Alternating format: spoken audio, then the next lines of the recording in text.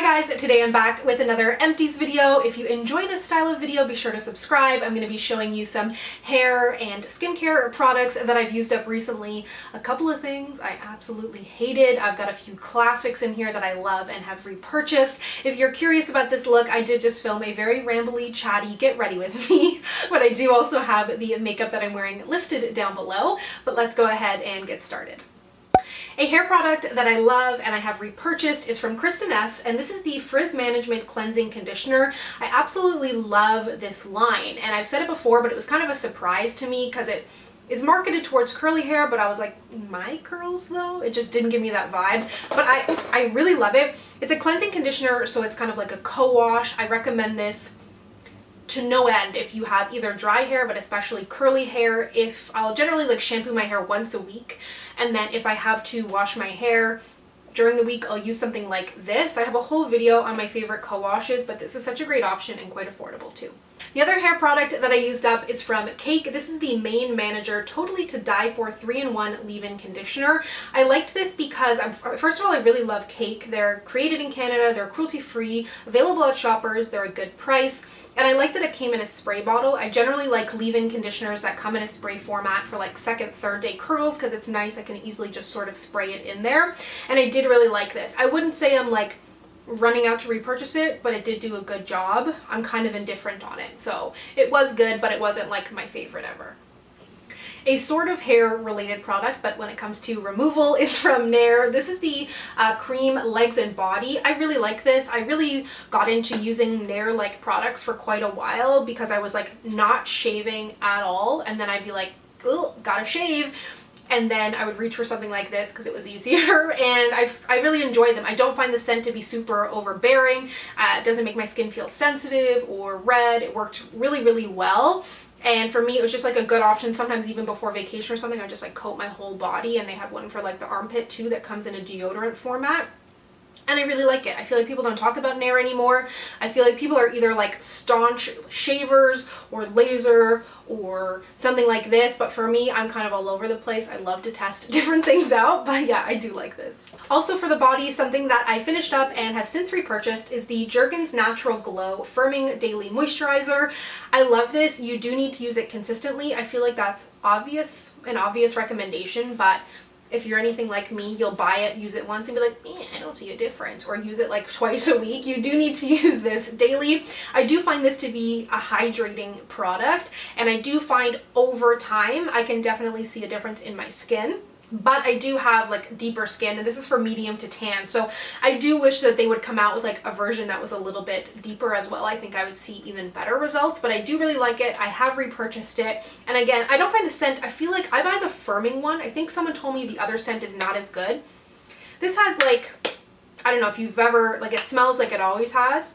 So it's not like the best smell ever, but it doesn't have a super self-tanny scent either. Up next, I have the first product from Cake that I've ever hated. I've loved everything else that they've done. This I didn't even finish because to me, it was just like a waste. So a waste of a shower. So this is the Cake Heavy Cream Totally to Die For Triple Duty Shower Cream. Rich vanilla, shea butter, deeply nourishing. Again, cruelty free. I don't know. I just felt like this, it says it's supposed to clean. Like it just feels like I'm putting on lotion in the shower. It didn't lather, it didn't, like, it says to put it directly onto wet skin, which I've tried it on a loofah. I just don't like the texture. It doesn't ever, like, fully emulsify with the skin. It just kind of, I don't know, to me, it was a really weird product. It had promise, because it does have this great, thick texture that feels like it's going to be incredibly hydrating, but nah, didn't do it for me. Maybe it was just me, but yeah, it was really disappointing. I have 2 vitamin C serums here, and I do have plans for I already filmed it a while back, it just hasn't gone up, for a favorite vitamin C's video. If it is up, I will link it down below. If not, it is coming. Both of these are in there, and I do like both of these, but I believe my favorite vitamin C of all time would probably be, if I was dare to say it, is the Drunk Elephant C-firma Day Serum. I mean, this is definitely a high-end item, but I saw results from this. I really feel like it helped with the brightness of my skin, the texture and tone, along with any scarring I had, and I thought it was really, really great. So I have finished this up. They did send this to me, and I think they have since sent me another one, and I will continue to use it, but I would purchase it. I did actually just repurchase with my own cash the TLC Framboos. I love that as well. Then I did finish up the SkinCeuticals CE Ferulic. So this is their vitamin C. This is even more expensive than the Drunk Elephant. So for me, I preferred the Drunk Elephant to this one, but this one was also really good. It's a great kind of derm brand, but if I had to choose between this and the Drunk Elephant, I would choose the Drunk Elephant, but they're both good. I think they're both technically the same size, which is crazy. Like, you would think this has less product than this, but they're both the same size. So it's really important to look at your packaging if you're really trying to weigh out the value. They're both a full fluid ounce, which again is the size of a foundation. So packaging can be very deceiving. Got a couple of sprays here. So I finished up the Neutrogena Ultra Sheer Body Mist Sunscreen. I love this sunscreen, one of my favorites for the body. I love it because you can turn it upside down. You can easily spray yourself. It makes your skin look so shiny. I'm pretty sure this is what's his name, Scott Barnes uses on JLo to give her glow. So if it works for her, it will work for me. Maybe not in the same capacity, but I do really love this. Super easy to use. I always travel with it. And then I have the Dove Dry Spray deodorant. This one is in the pear and aloe vera scent. I really like this. I felt it was easy to use. I like the scent. I love Dove deodorants. Generally, I buy the stick format. This was one of the, I mean, I've used spray before, but I generally purchase the stick. They sent this to me, but I did really like this. Not as like travel friendly though. I've got some more hair things here. I finished up the Marc Anthony Defrizzing Coconut Cream Sulfate Free Curls Conditioner.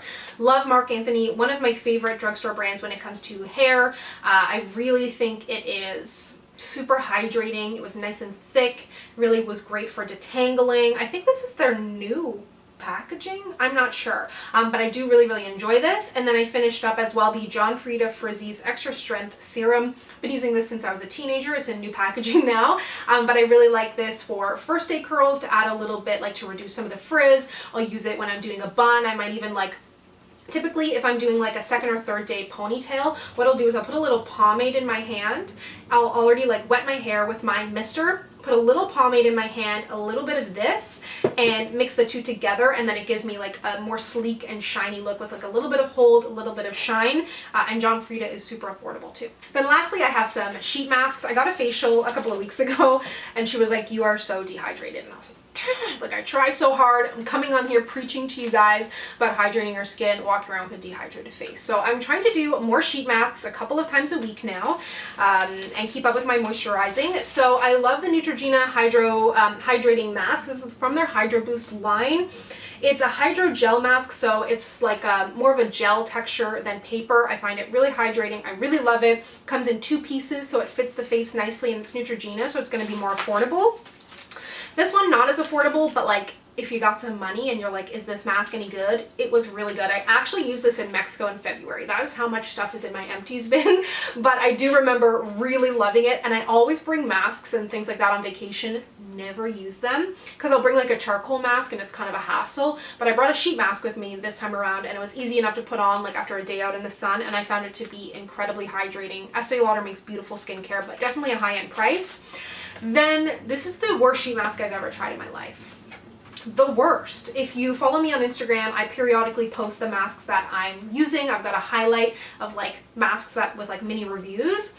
And this was the only mask I've ever put on my face and directly took off. I don't think I have the actual mask here, but it was in the shape of a tiger. I never got it because of the tiger thing, but it just was moisturizing. Also from Shoppers Drug Mart. They've got lots of sheet masks there now, made in South Korea. So I was like, okay. It was in the shape of a tiger that had ears. So the ears just stuck up here, which is I don't need that, completely unnecessary. The texture of the actual sheet mask itself was hard paper, so it didn't fit to my face nicely. The essence, I will say the essence felt good, and there was a lot of it there, so I was able to just remove the sheet mask, still have the essence on my face, rubbed it down on my chest and shoulders and stuff, so that felt good. But the actual application of getting it onto my face and stuff was not nice. I took the mask off immediately. There's some sheet masks that I'll use and I'll be able to walk around and do stuff, and I love that. There's others that will slip and slide around a little bit, and it is what it is. I don't mind it, but this was like, I wouldn't be able to move at all. It wasn't fully touching my face. It was stiff. So yeah, huge pass on that mask for me. The essence itself was good, but not worth it. So anyways, to end on a low note, that is everything that I have used up recently and in February. Thank you so much for watching. If you'd like to connect with me, you can find me on Instagram, Twitter, and Facebook at SamanthaJaneYT, and I'll see you guys next time. Bye!